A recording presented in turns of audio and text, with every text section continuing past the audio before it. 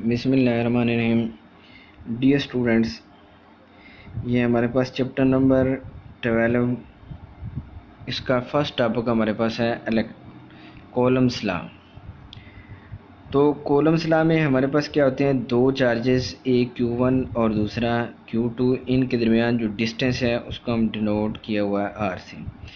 अब इससे पहले हम ये देख लेते हैं कि अगर हमारे पास दो इक्वल चार्ज हों, यानी ये भी पॉजिटिव है ये भी पॉजिटिव है, तो दोनों पॉजिटिव चार्ज एक दूसरे को क्या करते हैं, रिपेल करते हैं।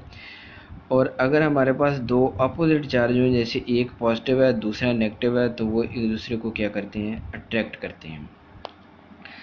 तो अब ये देखो हमारे पास दो चार्जेस हैं Q1 और Q2, तो इनके दरमियान जो फोर्स ऑफ अट्रैक्शन है उसको हम F लिखते हैं, इनके दरमियान जो डिस्टेंस है उसको हम R से डिनोट किया हुआ है। तो अब जैसे ये देखो कि अगर दोनों चार्जेस एक दूसरे के करीब आते हैं, यानी ये देखो ये वाला चार्जर और ये वाला चार्जेस एक दूसरे के करीब अगर आते हैं तो हमारे पास डिस्टेंस क्या होता है, कम हो जाता है। तो इनके दरमियान फोर्स बढ़ जाती है और डिस्टेंस क्या हो जाता है, कम हो जाता है। इसका मतलब ये है कि इनके डिस्टेंस कम होने से फोर्स क्या होती है, बढ़ जाती है। ये देखो हमारे पास है, अगर डिस्टेंस हमारे पास कम हो जाता है तो फोर्स क्या हो जाती है, बढ़ जाती है। यानी फोर्स डिस्टेंस की क्या हुई, इनवर्सली प्रोपोर्शनल। लेकिन अगर ये दोनों चार्जेस एक दूसरे के करीब आते हैं तो इनकी फोर्स आपस में क्या होती हैं, बढ़ जाती हैं।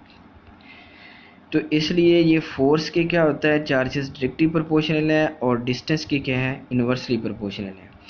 जिसको हमने ये लिखा हुआ है कि इसकी डेफिनेशन बिल्कुल सेम वही डेफिनेशन है, the force between two point charges is directly proportional to the product of the magnitude of the charges and inversely proportional to the square of the distance. एक दफ़ा मैं दोबारा फिर इसको रिपीट कर देता हूँ कि अगर हमारे पास दो चार्जेस एक दूसरे के करीब जाते हैं तो इनका डिस्टेंस क्या होता है, कम। अगर डिस्टेंस कम होता है तो फोर्स क्या जाती है, बढ़ जाती है। फोर्स ऑफ अट्रैक्शन इनके दरमियान बढ़ जाती है। ये देखो इसी को हम यहाँ पे लिखा हुआ है कि F inversely proportional to 1/r का स्क्वायर और डायरेक्टली प्रोपोर्शनल टू Q1 और Q2। अब इन दोनों को अगर हम कंबाइन कर देते हैं, कंबाइनिंग 1 और 2, तो F proportional to Q1 Q2 over R का स्क्वायर। अब अगर इनके प्रोपोर्शनल को ख़त्म करते हैं तो हमारे पास एक तो इक्वल का साइन आता है और दूसरा के का आता है। अब हमारे पास यहाँ पे के किसके इक्वल है, के होता है 1/4 पाई एप्सिलॉन नॉट, यानी is equal to 9 newton metre का स्क्वायर ओवर कॉलम का स्क्वायर। अब यहाँ पे ये वैल्यू हम के की जगह पे पुट कर देते हैं इस इक्वेशन में, तो ये हमारे पास आता है 1/4 pi epsilon not Q1 Q2 over R का स्क्वायर। अब यहाँ पे ये वाले हमारे पास एप्सिलॉन नॉट, ये क्या होता है, परमिटिविटी ऑफ फ्री स्पेस इसको कहते हैं। इसकी वैल्यू हमारे पास 8.85 10⁻⁻12 कॉलम का स्क्वायर ओवर न्यूटन मीटर का स्क्वायर। अब लिखते हैं इसको हम वेक्टर फॉर्म में। तो वेक्टर फॉर्म का ये कंसेप्ट आप फर्स्ट ईयर में पढ़ चुके हैं कि ये हमारे पास R यूनिट वेक्टर किसके इक्वल होता है, R वेक्टर ओवर R की मैग्नीट्यूड। तो अगर हम इसको इस साइड पे ले जाते हैं तो ये हमारे पास क्या होगा, R vector is equal to किसके होगा, ये देखो यहाँ पे लिख लेते हैं, R vector is equal to R इसकी मैग्नीट्यूड और ये R यूनिट वेक्टर। बिल्कुल सी फोर्सेस को हमें लिखा हुआ है कि F vector is equal to F और F की मैग्नीट्यूड। ये देखो F यूनिट वेक्टर ये वाला और ये उसकी मैग्नीट्यूड। अब हम ये देखो कि हमारे पास दो चार्जेस थे Q1 और Q2, तो इन पे जो फोर्स लग रही है इसको हमने F21 लिखा हुआ है। ये म्यूचुअल फोर्स है। म्यूचुअल फोर्स वो होती है कि जो किसी एक वजह से नहीं लग रही होती, बन के दोनों चार्जेस फोर्स को एक्सर्ट कर रहे होते हैं। अब हमारे पास ये देखो हमने लिखा हुआ है F21, तो इसका थोड़ा सा मैं आपको बता देता हूँ कि F21 ये कैसे लिखा हुआ है। कि इसमें ये देखो हमारे पास जो F21 यानी जिस पर फोर्स लग रही होती है उसको हम क्या करते हैं, पहले लिखते हैं, यानी Q2 इस पर फोर्स लग रही है, इसको पहले लिखा हुआ, जो फोर्स लगा रहा होता है Q1 इसको बाद में लिखते हैं। तो ये हमारे पास F21 तो ये क्या आता है, इसको लिखते हैं के Q1 Q2 ओवर आर का स्क्वायर। ये देखो इस f की जगह पे इसकी वैल्यू पुट कर दी। अब f यूनिट वेक्टर, लेकिन यहाँ पे हमने इसका यूनिट वेक्टर R21 ये लिख दिया।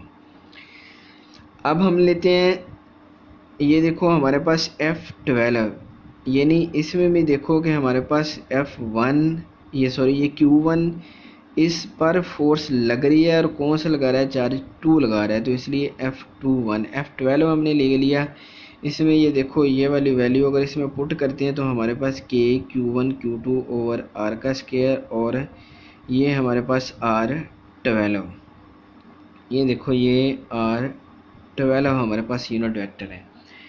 अब देखो अगर हम इसमें से F12 इसमें से अगर हम माइनस कॉमन ले लेते हैं तो ये हमारे पास अगर माइनस का साइन लिखते हैं तो इसका मतलब हमारे पास 1 2 यूनिट वेक्टर ये चेंज होता है, तो ये क्या आता है 2 1।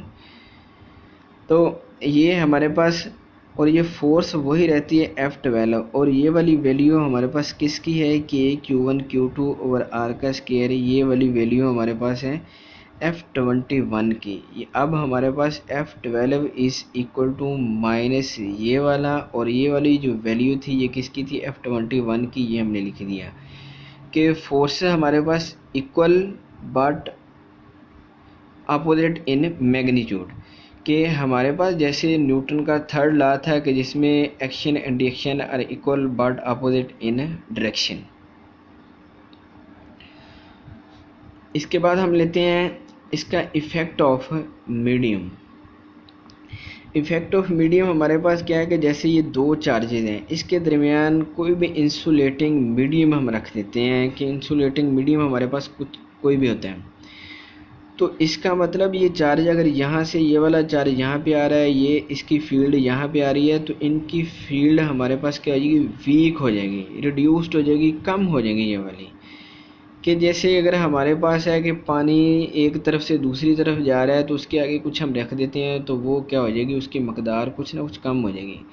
इस तरह इसके आगे दोनों चार्ज के दरमियान हम इंसुलेटिंग मीडियम अगर हम रख देते हैं तो इसमें हमारे पास क्या होगा कि ये एक्चुअल फोर्स ओवर जो हमारे पास मीडियम रखा हुआ है उस पर डिवाइड कर देते हैं।